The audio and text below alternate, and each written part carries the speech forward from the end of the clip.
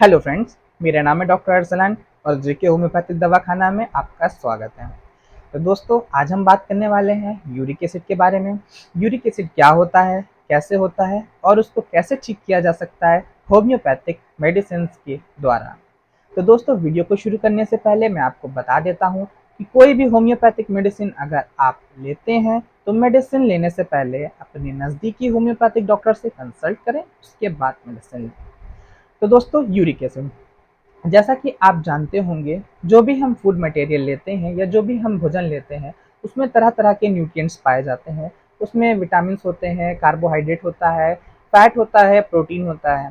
दोस्तों, इसी तरीके से हमारे भोजन का एक केमिकल इंग्रेडिएंट होता है जिसका नाम है प्यूरिन्स। दोस्तों, प्यूरिन्स का ही बेस्ट मटेरियल यूरिक एसिड होता है।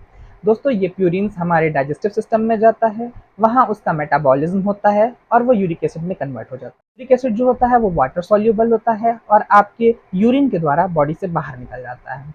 लेकिन दोस्तों, अगर आपकी किडनी सही तरीके से वर्क नहीं कर पाती है तो वो यूरिक एसिड वहाँ आपकी किडनी में क्रिस्टलाइन सॉलिड बनाता है और इसी को हम स्टोन बोलते हैं। दोस्तों, इसी तरीके से अगर आप यूरिन्स का मटेरियल लेते रहते हैं और आपकी किडनी उसको बाहर नहीं निकाल पाती उस यूरिक एसिड को, तो फिर यूरिक एसिड आपकी बॉडी में अलग अलग हिस्सों में डिपॉजिट होने लगता है। वहाँ पे वो क्रिस्टलाइन सॉलिड बनाता है और फिर आपको जोड़ों जोड़ों में दर्द होने लगती है।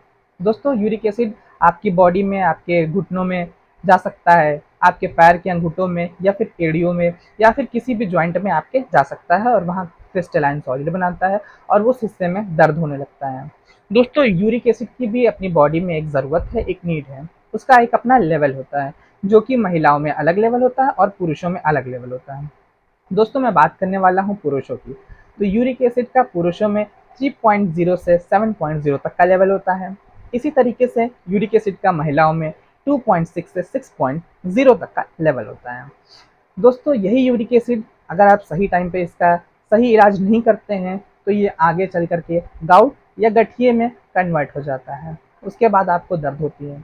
दोस्तों, ऐसा भी देखा जाता है, कुछ पेशेंट आते हैं और कहते हैं कि हम रात में सोते हैं और सुबह उठते हैं तो हमारा पैर ज़मीन पे नहीं रखा जाता है, इतनी दर्द होती है उनको।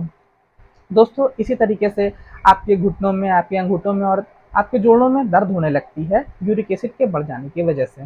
मैंने अपनी क्लिनिकल प्रैक्टिस में ये भी देखा है, अगर आपका यूरिक एसिड 5.1 से ऊपर बढ़ता है तो आपको दर्द होना शुरू हो जाती है।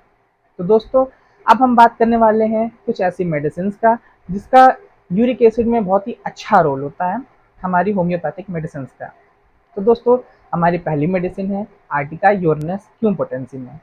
दोस्तों, आर्टिका यूरनेस क्यू में हमें आधे कप गुनगुने पानी में 15 बूंद डाल करके सुबह में, 15 दोपहर में और 15 रात में 3 टाइम लेना है।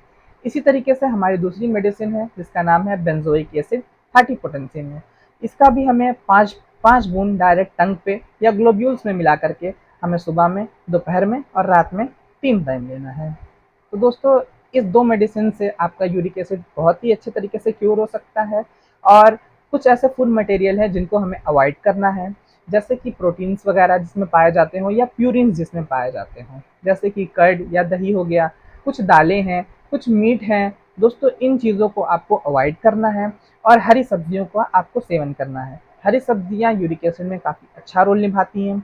तो दोस्तों, आप इन चीज़ों का इस्तेमाल करें और अपने यूरिक एसिड को सही करें। दोस्तों, वीडियो अगर अच्छी लगी हो तो चैनल को सब्सक्राइब कर दें और वीडियो को लाइक कर दें। और मैं एक और वीडियो बना करके यूट्यूब पे डाल दूंगा जिसमें मैं यूरिक एसिड की डाइट प्लान बता दूँ।